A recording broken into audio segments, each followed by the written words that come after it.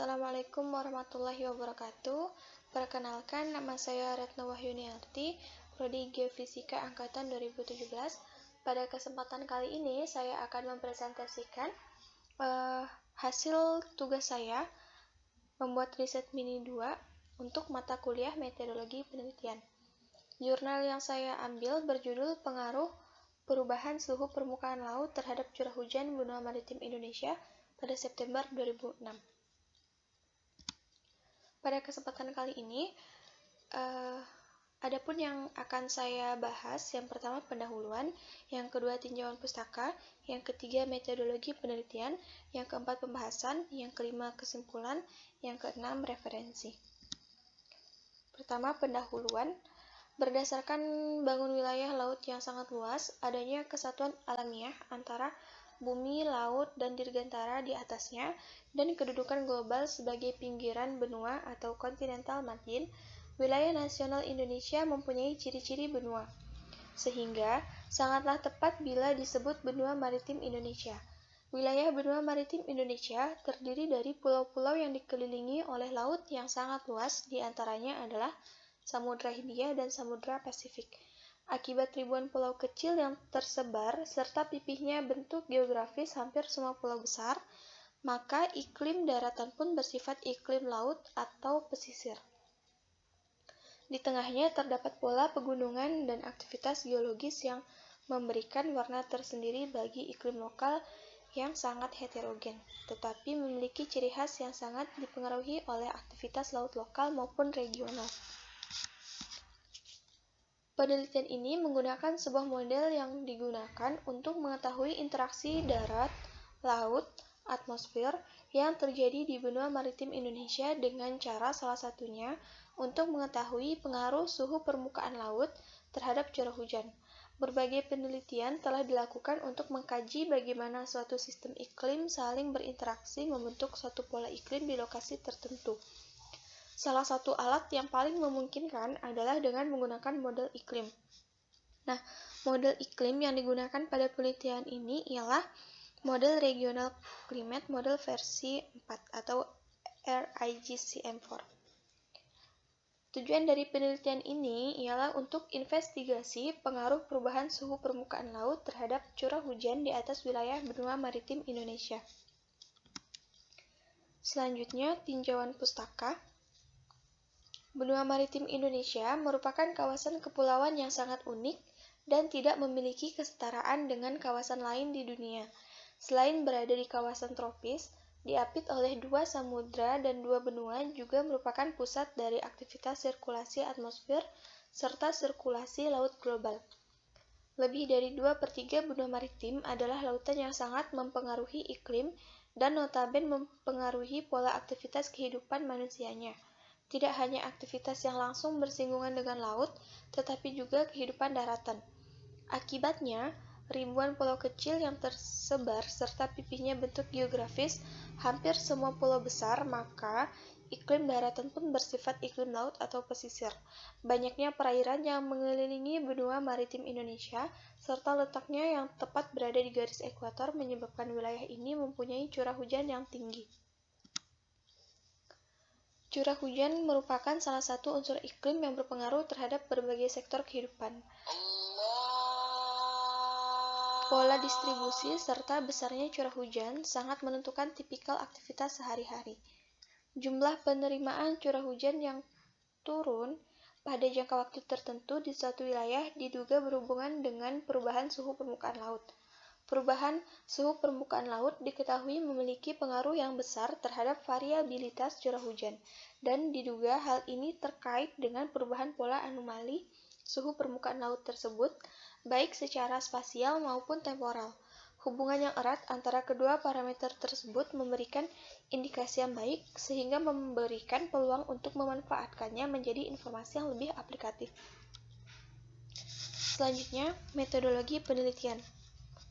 Pada penelitian ini dilakukan dengan menggunakan pemodelan iklim menggunakan model Regional Climate Model versi 4 atau RIGCM4. Model ini banyak diterapkan untuk kajian studi regional iklim dan perakiraan musim di seluruh dunia. Nah, Sistem pemodelan ini memiliki 4 komponen. Yang pertama terrain, yang kedua initial condition boundary condition atau ICBC, yang ketiga RIGCM, yang keempat post processor. Selain itu juga melibatkan variabel terestrial meliputi ketinggian, penggunaan lahan, dan SPL. Dan data meteorologi isobarik 3 dimensi terinterpolasi secara horizontal dari lintang bujur dengan domain resolusi yang tinggi baik dari proyeksi rotasi Mercator, konformal Lambert, atau proyeksi polar stereografis.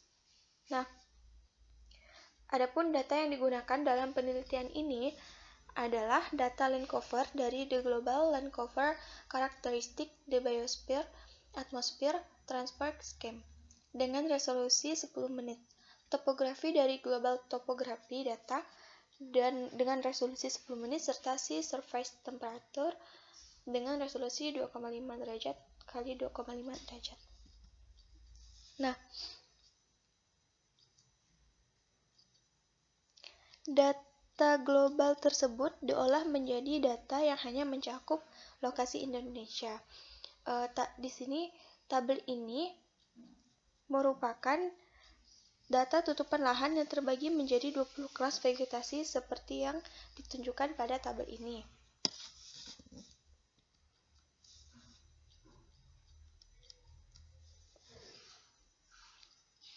Skenario model yang digunakan untuk mengetahui interaksi darat, laut, atmosfer yang terjadi di benua maritim Indonesia dengan cara salah satunya mengetahui pengaruh suhu permukaan laut terhadap curah hujan. Nah, skenario yang akan digunakan pada model ini dibagi menjadi penambahan suhu permukaan laut 1 derajat Celcius sampai 2 derajat Celcius dan pengurangan 1 derajat Celcius sampai 2 derajat Celcius.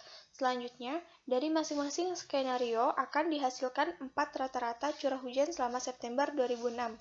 Dan kemudian dibandingkan dengan keluaran model yang tidak mengalami modifikasi dari bulan dan tahun yang sama. Sehingga akan diketahui pada masing-masing skenario tersebut bagaimana pengaruh suhu permukaan laut terhadap curah hujan. Nah, selanjutnya pembahasan. Dari hasil analisis interaksi suhu permukaan laut terhadap curah hujan di Indonesia, yang dilakukan dengan skenario perubahan suhu permukaan laut yaitu dengan penambahan suhu permukaan laut 1 derajat Celcius sampai 2 derajat Celcius dan pengurangan suhu permukaan laut 1 derajat Celcius sampai 2 derajat Celcius. Dan hasilnya dibandingkan dengan curah hujan normal yang dijadikan sebagai kontrol model. Kontrol model ini merupakan curah hujan yang tidak dimodifikasi data input modelnya. Nah, hasil dari penelitian ini, yang pertama, model RIGCM4 menunjukkan bahwa pada bulan September 2006 curah hujan antara 0,2 sampai 2,8 mm per hari. Untuk skenario pertama, ketika SPL diubah menjadi 1 derajat Celcius lebih hangat, sebagian kecil wilayah di Kalimantan bagian barat mengalami peningkatan intensitas dari semula 0,6 sampai 0,8 mm per hari menjadi 0,8 sampai 1 mm per hari. Ketika suhu permukaan laut lebih hangat 2 derajat Celcius, perubahan distribusi curah hujan tidak berubah signifikan. Hasil skenario kedua, ketika temperatur muka laut lebih hangat 2 derajat Celcius, daratan tinggi Kalimantan tidak banyak mengalami perubahan intensitas curah hujan. Skenario ketiga, temperatur lebih dingin 1 derajat Celcius.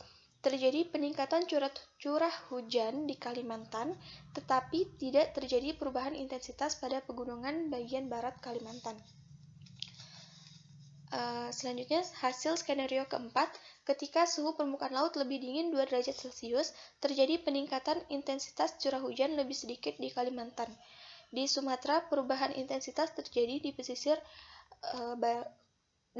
barat Sumatera dan sedikit di timur Bukit Barisan.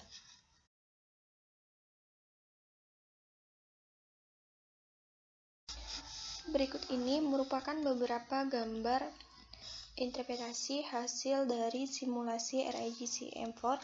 Nah, gambar ini merupakan distribusi curah hujan di benua maritim Indonesia pada bulan September tahun 2006. Dari gambar ini menunjukkan bahwa pada bulan September 2006 curah hujan terdistribusi antara 0,2 sampai 2,8 mm per hari. Di sebelah barat Bukit Barisan, kemudian di sebelah utara Pulau Kalimantan, di sebagian kecil wilayah Sulawesi bagian tengah, kemudian sebagian kecil wilayah di Papua bagian tengah, kemudian sebagian wilayah di timur kepala burung Pulau Papua. Nah, wilayah ini yang mendapatkan curah hujan tersebut umumnya di sekitar pegunungan dan dataran tinggi seperti di Bukit Barisan di Sumatera, Pegunungan Bawi di Kalimantan, Pegunungan Sudirman dan Jayawijaya di Papua, dan dataran tinggi di sekitar Gunung Kabinturu di Sulawesi.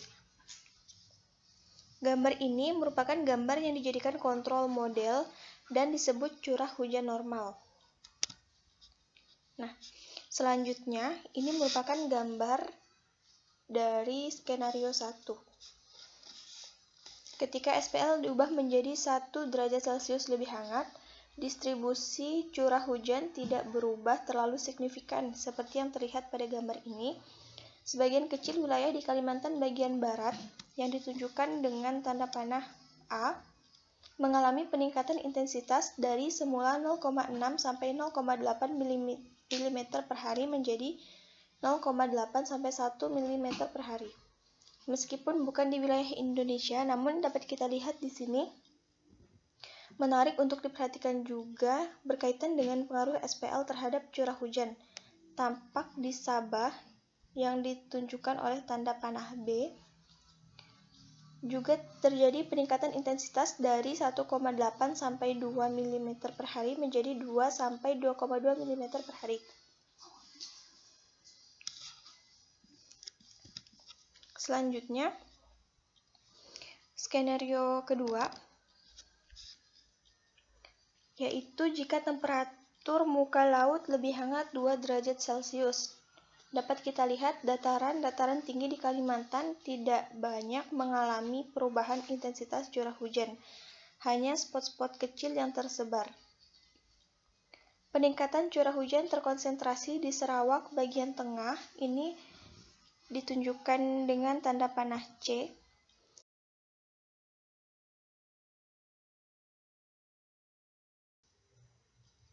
Curah hujan di Pegunungan Sudirman dan Pegunungan Jayawijaya Papua kurang lebih sama seperti kondisi bila temperatur muka laut lebih hangat 1 derajat Celcius.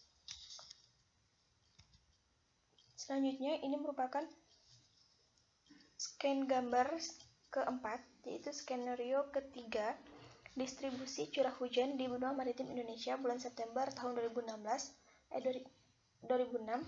berdasarkan simulasi RIGCM4 dengan SPL lebih dingin 1 derajat Celcius. Nah, dari gambar ini dapat kita lihat peningkatan intensitas curah hujan di Kalimantan yang ditunjukkan dengan tanda panah E. Seperti pada skenario pertama, hanya saja konsentrasinya lebih ke timur. Sedangkan di pegunungan bagian barat Kalimantan yang ditunjukkan oleh tanda panah F, tidak terjadi peningkatan intensitas, bahkan terjadi penurunan. Lebih lanjut, perubahan intensitas curah hujan di Pegunungan Sudirman dan Pegunungan Jayawijaya kurang lebih sama seperti dua skenario sebelumnya. Hanya saja peningkatan intensitas curah hujan di Pegunungan Sudirman tidak sebanyak pada dua skenario sebelumnya. Kemudian peningkatan intensitas curah hujan di pesisir Sumatera yang berseberangan dengan Kepulauan Mentawai kurang lebih sama seperti pada skenario pertama. Gambar selanjutnya ini merupakan gambar skenario keempat, yakni jika suhu permukaan laut lebih dingin 2 derajat Celcius. Dapat kita lihat di daerah Kalimantan yang mengalami peningkatan intensitas curah hujan lebih sedikit, bahkan di pegunungan di sebelah timur laut mengalami penurunan intensitas curah hujan tertinggi.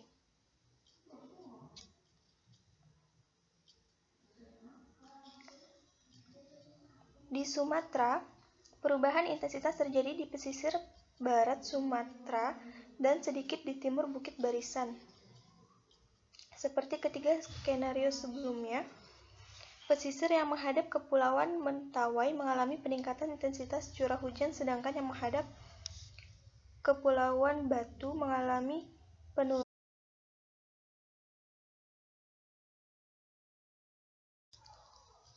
Selanjutnya, gambar 6. Selisih antara curah hujan di wilayah benua maritim Indonesia. Nah,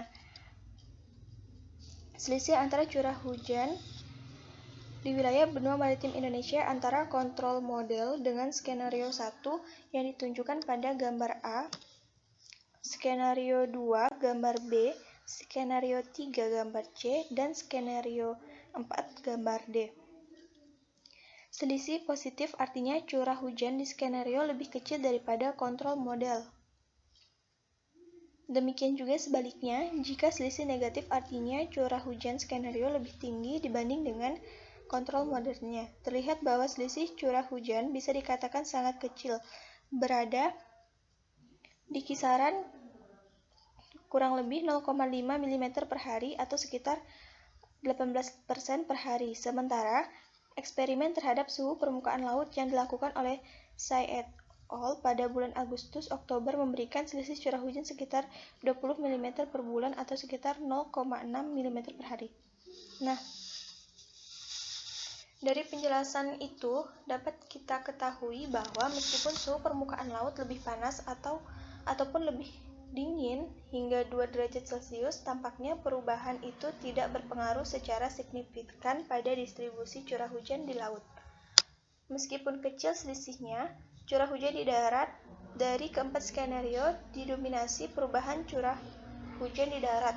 Kondisi tersebut terjadi karena perubahan suhu permukaan laut berpengaruh relatif kecil terhadap curah hujan di Indonesia, sebagaimana yang ditunjukkan di gambar ini.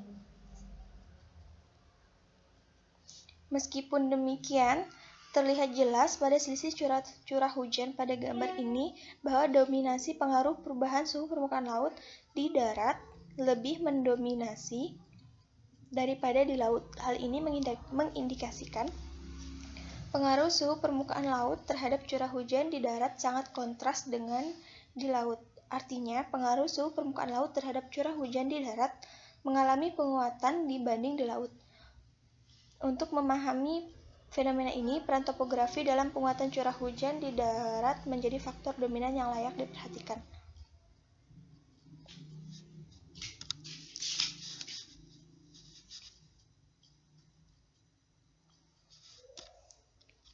Selanjutnya, kesimpulan dari penelitian pengaruh suhu permukaan laut terhadap curah hujan dilakukan dengan skenario pengurangan dan penambahan suhu permukaan laut sebesar 1 derajat Celcius dan 2 derajat Celcius. Hasilnya menunjukkan bahwa dominasi pengaruh perubahan suhu permukaan laut di darat lebih mendominasi daripada di laut. Hal ini mengindikasikan bahwa pengaruh suhu permukaan laut terhadap curah hujan di darat mengalami penguatan dibanding di laut. Pengaruh suhu permukaan laut terhadap curah hujan di darat mengalami penguatan dibanding di laut. Salah satu alasannya karena adanya peran topografi di darat. Referensi yang saya gunakan yaitu jurnal yang saya riset sendiri dengan judul Pengaruh Perubahan Suhu Laut Terhadap Curah Hujan Benua Maritim Indonesia pada September 2006 dan Jurnal Curah Hujan dan Suhu Permukaan Laut Wilayah Indonesia serta implikasinya untuk perakiraan curah hujan dengan studi kasus Kabupaten Cilacap. Sekian presentasi yang dapat saya sampaikan pada kesempatan kali ini. Atas kurangnya saya mohon maaf, atas kesalahan katanya saya mohon maaf karena yang salah datang dari diri saya sendiri. Akhir kata, saya ucapkan terima kasih dan wassalamualaikum warahmatullahi wabarakatuh.